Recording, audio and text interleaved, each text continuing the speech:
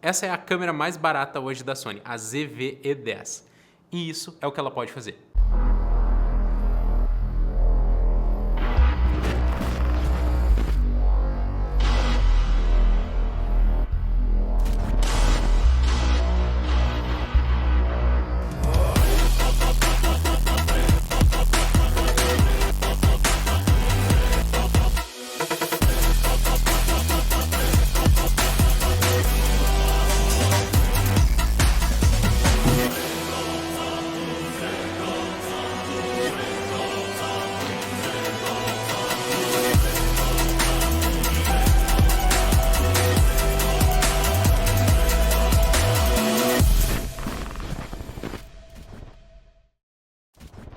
E aí pessoal, tudo bem com vocês? Então, há muito pedido aqui no canal, estou trazendo finalmente o review da minha câmera que eu utilizo há mais de um ano, a ZV-E10. Nesse vídeo a gente vai ver por que eu acho que ela é o melhor custo-benefício hoje em dia, alguns prós e alguns contras e para quem eu acho que é essa câmera. No meu caso já vou adiantar para vocês que eu comprei ela por ela ser a câmera mais barata que eu podia encontrar, mas que sim vai me dar um resultado muito profissional e vai me abrir muitas portas dentro do vídeo. Bom, em termos de construção, ela com certeza é a câmera mais leve e mais compacta que eu já tive. Se, por exemplo, não tivesse a lente aqui, ela poderia ser facilmente confundida com uma point and shoot, de tão fininha e tão pequena que ela é. Ela tem dois diais pré-configurados, um para abertura e outro para velocidade na parte de trás. Praticamente todos os botões da câmera são configuráveis, ou seja, a gente pode colocar o nosso atalho, o atalho que a gente quiser em qualquer um dos botões. Ela é uma câmera extremamente sólida e robusta para o tamanho dela. A gente pensa que uma câmera desse tamanho assim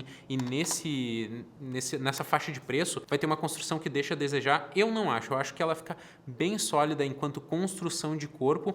Ela também tem o nosso LCD, que ele é flip, então a gente tem o nosso LCD variável, de ângulo variável, ou seja, a gente pode, pra gente se gravar, né, porque essa é uma câmera que ela é falada que é especialmente para vloggers, mas a gente pode usá-la para muito mais, como vocês viram. Então essa vantagem da tela é muito boa também. Em termos aqui da lateral, pessoal, uma das coisas mais geniais é que o plug de microfone aqui não atrapalha quando a gente abre o visor, ele fica fora do caminho quando a gente tem um microfone plugado, por exemplo, na nossa câmera. Então se a gente virar o visor, ele não vai bater, sendo que a gente, em algumas câmeras a gente tem que virar, bate o visor, aí a gente recolhe a câmera, vira o visor e depois vira de novo.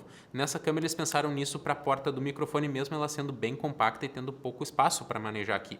Outra coisa que eu achei bem genial em termos de áudio aqui falando, pessoal, é que uma câmera com esse orçamento, eu nunca vi uma câmera com saída de fone de ouvido. Então a gente tem aqui uma saidinha embaixo de fone de ouvido, onde eu posso monitorar o meu áudio quando eu estiver gravando com algum microfone externo. Dessa forma, enquanto eu estou gravando, eu estou vendo exatamente o que eu estou ouvindo, ou seja, se o microfone dá uma falha ou se alguma coisa não é captada, eu consigo já ter esse monitoramento em tempo real. Mas pessoal, por ela ser extremamente compacta, a gente tem aqui talvez o primeiro probleminha que eu diria em relação a essa câmera. Por ela ser muito compacta, a gente não tem uma pegada muito confortável. O nosso grip aqui, a gente vê que a Sony tenta resolver isso colocando um grip um pouquinho mais fundo pro tamanho dela, mas a minha pegada aqui falta muito ainda. Olha só, eu fico com 2, 3 dedos na câmera, o terceiro quase escapando aqui, eu poderia segurar ela praticamente só com 3 dedos aqui, ó. E a minha pegada ela fica muito garra, ou seja, esse punho aqui ele não abraça a minha mão. Então ela é bem desconfortável pra gente usar só a câmera. E é aí que eu faço a minha primeira recomendação para vocês, que é comprar uma cage. Essa aqui é da Small Rig, tá? O que é uma cage? Cage é uma gaiola para tua câmera. Ela vai servir para as duas coisas, né? Para te dar mais opções de furação, ou seja, a gente pode colocar vários acessórios aqui, onde ela é toda furada, e ela vai proteger toda a parte externa aqui da minha câmera. E nesse caso aqui, essa cage aqui é muito genial, porque ela vem com um punho mais fundo, ó. Dentro da própria cage a gente consegue ver, ó, que ela vem aqui com esse suporte para o punho, ou seja, eu tenho uma pegada muito maior. Ela fica uma pegada semelhante a uma EOS R, por exemplo, uma câmera um pouco mais robusta. A gente também tem alguns outros pontos, né, por tamanho de câmera. Tanto o nosso cartão de memória quanto a nossa bateria são aqui na parte de baixo da nossa câmera. Ou seja, o nosso cartão de memória, se a gente quiser tirar sem tirar a bateria ou sem abrir a porta da bateria, a gente vai ter que acessar aqui por baixo pela mesma porta. Então os dois ficam alocados aqui, mas eles ficam bem longe aqui do pino central. Então se a gente colocar um plate um pouco maior aqui na nossa ZV-E10, como vocês conseguem ver aqui, não vai atrapalhar a abertura e fechamento da nossa porta. Outro ponto também em relação à bateria. A gente tem uma bateria que é aquela NPF 50, não é a grande da Sony, É a bateriazinha pequenininha, mas pelo tamanho e pelo preço da câmera, vocês conseguem ver, ó, que eu pensei que eles até iriam fazer uma bateria menor para essa câmera, mas olha o aproveitamento de espaço dessa bateria. Ela entra bem justinha aqui na câmera, ó.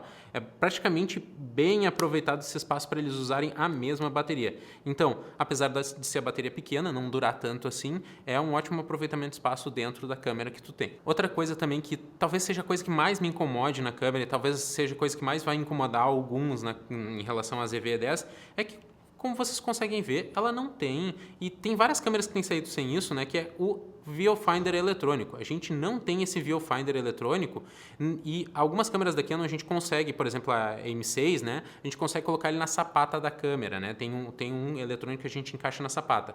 No caso da ZV-E10, a gente não tem nem a opção da sapata, então é uma câmera realmente sem nenhum viewfinder eletrônico, que é onde tu vai colocar o teu olho. Então é tudo pelo nosso bom e velho LCD. Se tu faz vídeo, até talvez não seja uma coisa tão importante para ti. E isso que eu também já tirei muitas fotos com essa câmera, mas para foto eu realmente entendo essa questão aqui do olho ser bem importante. E em relação ao corpo dessa câmera, a última coisa que eu tinha que destacar aqui para vocês é que ela não tem o que a gente chama daquele nosso dial tradicional dos modos. A gente tem um botão e o problema não é ser por botão. A maioria dos modos da câmera não uso. Um AV, TV, a gente vai ter que selecionar por dentro via software dela, né? Por dentro do menu a gente consegue mudar se a gente quer prioridade na abertura, prioridade na velocidade, né? Mas qual é o problema? A gente tem aqui o botão de troca de modos. São 3 modos. É o modo de foto, o modo de vídeo e o modo SNQ. O que é esse SNQ? É o modo de slow motion pronto da câmera, que eu praticamente nunca utilizo. Eu configuro minha câmera para vídeo e eu faço slow motion depois no computador. Mas qual é o problema de ser só um botão? É que esse botão, eu clico, uma vez ele vai para foto, eu clico, uma vez ele vai para vídeo, eu clico, uma vez ele vai para SNQ. Eu só uso foto e vídeo. Eu não consigo não passar por esse modo de slow motion. Então, toda vez que eu tenho que trocar de foto para vídeo, se eu estou fotografando, se eu estou gravando, eu tenho que passar, tenho que fazer por um passo a mais, que acaba, às vezes, deixando meu trabalho um pouquinho lento. Então, é uma coisa que me incomoda também um pouco em relação ao corpo da câmera. Mas agora vamos falar de especificações da ZV-10. Aí a gente começa a ver onde a câmera realmente brilha pelo que ela custa, né? As opções, as especificações técnicas dessa câmera. Ela, primeiro, é uma câmera APS-C, ou seja, a gente tem um sensor cropado, a gente não tem um sensor full frame, o que é esperado nessa gama de preço, né? Resoluções em Full HD, ou seja, 1080p, ela vai fazer até 120 frames por segundo, ou seja, ela consegue gravar 1080p com áudio, com foco automático, sem crop, até 120 quadros por segundo. Isso é bem bom. Infelizmente, o nosso 4K só vai até 30. Hoje é mais comum a gente ver câmeras com 4K 60, mas não ainda na faixa de preço da ZV-10. Na faixa de preço a gente vai ver ou câmeras sem 4K ou 4K sem autofoco, ou enfim, a gente sempre vai trocar alguma coisa por esse 4K nessa faixa de preço.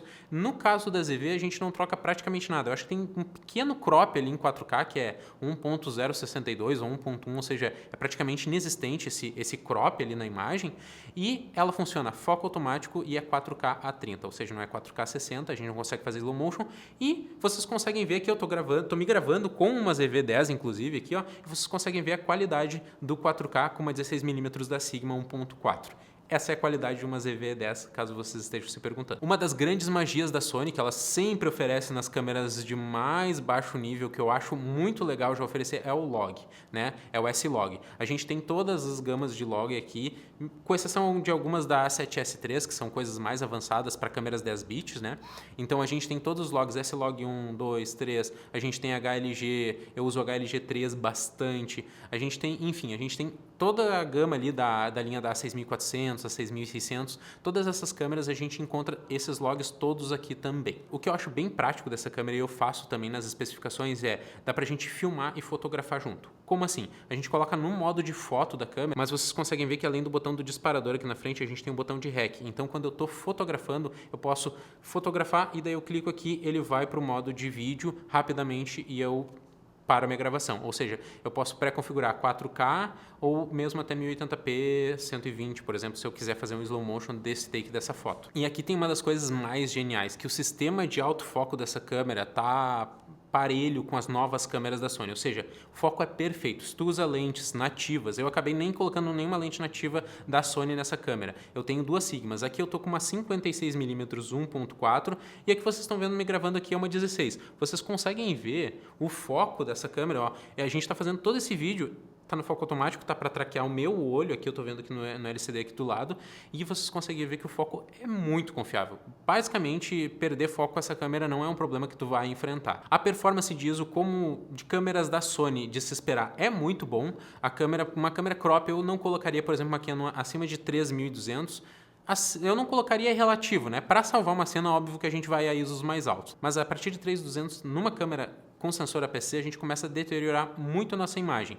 No caso da ZV-10, eu consigo colocar assim, ó, é uma coisa meio absurda, tranquilamente 8.000 de ISO, sabe? 6.400 sem sombra de dúvida, ou seja, eu já gravei, inclusive festas a ISO 10.000 nessa câmera aqui e segura muito, muito bem. E a última coisa que a gente tem para falar das especificações é que a qualidade de imagem desse sensor aqui, a qualidade de imagem que a ZV-10 entrega é sensacional, não tem nem sombra de dúvida, vocês conseguem ver pelo vídeo da abertura e por esses takes agora o quão sensacional é a qualidade de imagem dessa câmera. E aqui vamos nos aprofundar um pouquinho mais na qualidade de imagem. Vocês já conseguem ver por esse vídeo a qualidade em 4K. Eu vou passar aqui também alguns takes na qualidade em 120 frames para vocês verem a qualidade do slow motion dessa câmera, como fica com muita qualidade. E aqui o único porém que eu vou alertar para vocês que estão pensando em comprar essa câmera, não usar o modo S&Q. O modo de vídeo normal, se eu pegar e jogar esse arquivo no computador e fazer o slow, eu tenho mais qualidade nesse arquivo do que o que a câmera vai me entregar já em slow motion. Então, se atentem a isso. Querem fazer slow motion?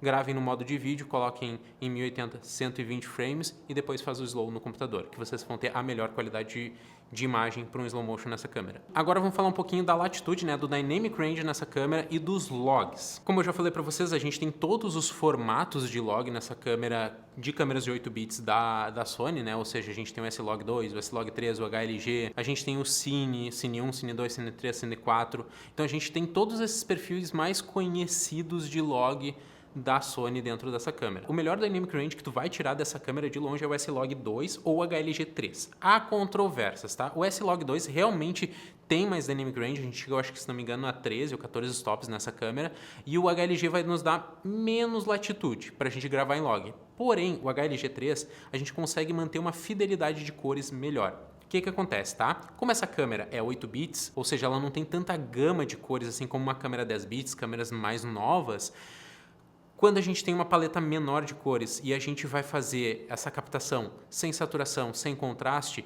a câmera que captura menos cores vai ter menos cores para trabalhar na edição, vai ter menos cores para colorizar esse arquivo depois. Ou seja, se a gente gravar em HLG3, que é um arquivo que preserva um pouco mais das cores originais do sensor, a gente consegue endereçar muito mais essas cores e preservar mais essas cores. Em S-Log2 a gente vai ter um menor contraste, se não me engano, e a menor saturação, porém quando a gente colorir a gente vai ter muita dificuldade para, por exemplo, acertar tom de pele, acertar alguns tons de verde, então fica um pouquinho complicado de tu colorir S-Log2 e o HLG3 funciona um pouquinho melhor e é o que eu utilizo hoje, por exemplo, quando eu gravo em log. Superaquecimento, isso é bem complicado nessas câmeras de hoje em dia. Algumas estão apresentando, outras não.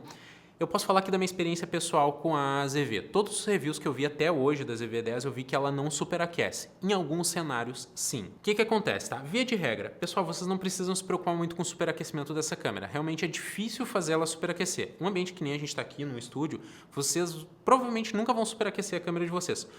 Quando é que ela superaqueceu comigo, tá? Quando eu estava fazendo trabalho ao meio-dia, embaixo do sol, deixei ela num tripé, gravando em 4K, aí ela gravou por 2 horas e aí ela superaqueceu. Eu tive que trocar de bateria uma vez, a segunda bateria ela acabou superaquecendo. Então assim, ó, tu tem que esticar essa câmera para ela superaquecer. Se tu vai montar algum rig, colocar alguma bateria externa, usar a bateria interna para montar um rig, também te preocupa nisso. Mas isso eu sei que é um passo 2 e se tu já tá pensando em montar um rig com essa câmera, tem um vídeo aqui no canal que eu falo como é que eu monto o meu rig dessa câmera, fica bem legal, mas também atento para vocês lá esses detalhes do superaquecimento se vocês estão querendo dar esse passo 2 com essa câmera. Em relação ao autofoco, já conversamos, mas assim, tenho para falar para vocês que os modos de foco dessa câmera são bem legais. Tanto o de tracking de olho funciona hiper bem, todo esse vídeo aqui não se perdeu o foco praticamente nenhuma vez.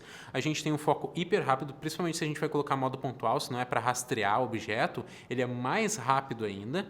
Com as lentes nativas, funciona perfeitamente bem. Ou lentes até tipo lentes como, por exemplo, essas da Sigma, que não são lentes da Sony, mas são lentes feitas com mount para Sony. A parte eletrônica dessa lente é toda pensada para Sony. Então funciona super bem. A minha única experiência foi quando eu coloquei adaptadores. Mais especificamente o MC11 com lentes da Sigma, uma 18-35, por exemplo, que é uma lente da Canon, eu tive um pouquinho de problema de foco. Especificamente com o MC11, que foi o único adaptador que eu testei e tive um pouquinho de problema. Então o foco não é tão confiável. Se eu coloco a lente no talo em 1.8, ela fica caçando o foco. Se eu coloco ela em f2.8, esse problema já é sanado. Por isso que eu acho que é algum problema ali de firmware, porque o sistema de autofoco dessa funciona como uma A7 III, por exemplo. É a mais próximo que a gente pode pensar em sistema de autofoco. Low light, baixa luminosidade com essa câmera. Eu acho que ela é decente, né? Ou seja, se a gente vai partir de marcas como Canon, por exemplo, ela vai performar melhor que as câmeras Canon em baixa luz, né? Câmeras crop, a gente está pensando na SL3, em câmeras como essa, como a R10, a R7, ela vai performar melhor que essas câmeras em baixa luz, por ser Sony. A Sony realmente performa, na maioria das câmeras, melhor em baixa luz, mas ela também não vai se comparar a Sony's full frame. Por exemplo, se a gente pegar uma A7S2, uma A7S3, uma A7 III, uma A7 IV, não se compara. As câmeras full frame, pelo sensor ser maior, capta mais luz e tem mais qualidade em low light. Mas como eu falei para vocês, 6.400 é um limite super bom de ISO para uma câmera crop que custa o que ela custa. Estabilização de imagem. Eu vou falar dos modos de estabilização dessa câmera. Esse aqui é um ponto negativo, já vou começar com um ponto negativo, que ela não tem o sensor estabilizado, que é uma coisa bem comum que a gente vê na Sony A6600, A7 III, A7 IV, A7S 3, né, por exemplo, que são câmeras que têm o sensor estabilizado e ajuda bastante a gente fazer o trabalho na mão. Então, não, o sensor dela não é estabilizado, mas ela tem uma estabilização digital que funciona bem, como uma estabilização digital vai funcionar, né? Mas se a gente coloca essa estabilização digital em 1080p, por exemplo, ela vai cropar um pouco da nossa imagem. Então, a gente vai perder qualidade nesse arquivo. Eu recomendaria vocês utilizarem a estabilização digital nativa da câmera somente em 4K, porque daí a gente já tem um arquivo com mais resolução. Se a gente estabiliza, a gente cropa um pouco, a gente não está lidando com uma perda de resolução tão grande assim. E, pessoal, em relação à estabilização, ela tem um modo novo também da Sony, que está vindo agora nas outras câmeras da Sony, que se chama o Catalyst Browse, né? Ela tem o giroscópio, ou seja, cada arquivo de vídeo que tu gravar com a ZV-E10, ela vai salvar um arquivinho de giroscópio da câmera, que é basicamente esse balanço aqui da câmera. Tu tem o Catalyst Browse, que é um software fornecido pela própria Sony. Se tu pega esse arquivinho, tu consegue fazer tipo uma estabilização ali no software, ela lendo esse giroscópio da câmera e, sério, fica a melhor estabilização possível que tu tem para fazer com essa câmera. Fica parecendo imagem de gimbal, de tão bem estabilizado que fica. O único, porém, é que a gente tem mais um passo no nosso processo de edição. Eu, particularmente, no meu dia a dia, não utilizo o Catalyst Browse, mas nos testes que eu fiz, tipo, é sensacional mesmo. O resultado é muito bom, mas é um trabalho a mais. O único detalhe do Catalyst Browse é que vocês conseguem, na versão gratuita dele, só trabalhar um arquivo por vez. Se vocês quiserem trabalhar em lote, ou seja, gravei um ensaio inteiro, nesse arquivo eu não quiser arquivo por arquivo estabilizar, se eu quiser colocar uma fila de todos os arquivos, eu vou ter que pagar por esse programa. A bateria, como eu falei para vocês, ela é uma bateria boa, ela não é excelente, mas ela é uma bateria que serve ao seu propósito. Se tu grava já de uma forma um pouco mais inteligente, não deixa ela rodando muito tempo, ela funciona super bem. E agora alguns contras rapidamente dessa câmera, assim, vou englobar tudo que eu não gosto tanto dela aqui, que eu já falei nesse vídeo. Primeiro, que é um sensor APS-C, adoraria que fosse um sensor full frame, mas pelo preço a gente entende. Ela não ter o sensor estabilizado é uma coisa que me quebra em algumas situações, algumas eu ainda tenho que carregar algum gimbal, alguma coisa que eu quiser fazer mais ampla, alguma coisa de, por exemplo, take imobiliário, a gente precisa ali de um gimbal, porque na mão é complicado fazer, que talvez eu conseguiria fazer se o sensor fosse estabilizado. Ela é uma câmera 8 bits, eu acho que isso já poderia ter vindo, mesmo no preço dela, uma câmera com sensor e com um sistema de 10 bits para a gente ter mais qualidade de cor e mais possibilidade de colorização em pós. Ela não ter o botão dos modos também é uma coisa que me atrapalha um pouco ali no meu trabalho. E a questão de, se eu não comprasse, por exemplo, eu que tenho mãos pequenas já, se eu não comprasse uma cage para essa câmera, eu ainda sentiria que falta muito na ergonomia. Se tu vai ali fazer um trabalho de 15 minutos, tu vai fotografar alguma coisa mais pro hobby, beleza, mas tu vai ficar segurando essa câmera na mão por 3 horas num job profissional, realmente essa pegada aqui falta muito sem uma case. Eu recomendo a da SmallRig, que está aqui inclusive no link na descrição. Se vocês quiserem comprar, está aqui na descrição também. Mas vamos lá. Para quem eu acho que é a ZV-E10? Eu acho que para criador de conteúdo ela se encaixa assim como uma luva. Eu acho que ela é perfeita. Por quê? Porque ela é uma câmera barata, ela é uma câmera boa para a gente se gravar e ela é uma câmera com uma qualidade de imagem já muito melhor do que do celular, inclusive muito mais excelente que a do celular.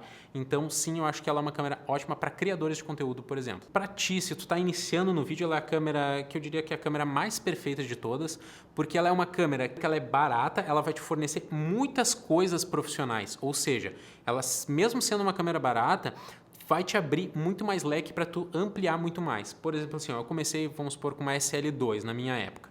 Se eu tivesse com a SL2 e tivesse estudando, talvez ali no primeiros 6 meses de câmera, eu viria, preciso realmente de outra câmera, me falta isso, me falta aquilo. Essa é uma câmera que eu estou há 2 anos, sou extremamente profissional, tenho trabalhos em alto nível, casamentos e realmente eu sinto que essa câmera, ela tem tudo o que eu preciso. Poucas coisas eu não teria nessa câmera hoje.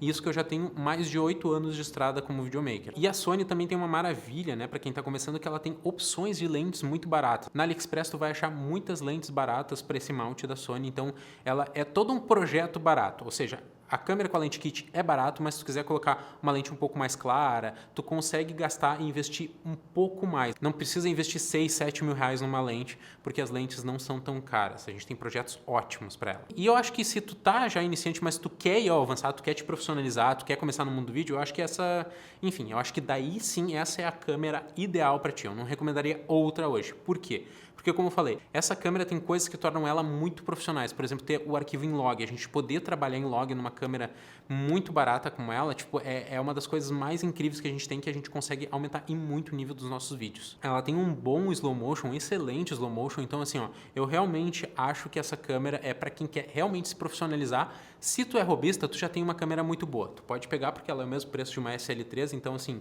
ficaria talvez um pouquinho coisa mais cara, mas que realmente vale muito mais o preço dela. E se tu quer te tornar profissional, tu já tem uma câmera na tua mão para seguir nessa estrada junto contigo, porque ela vai ter todas as ferramentas para tu trabalhar nessa jornada de profissionalização. E é isso, pessoal. Eu sei que esse review ficou um pouco longo, mas é que eu passei já 2 anos, quase 2 anos com essa câmera aqui. Inclusive eu tenho 2 aí, né?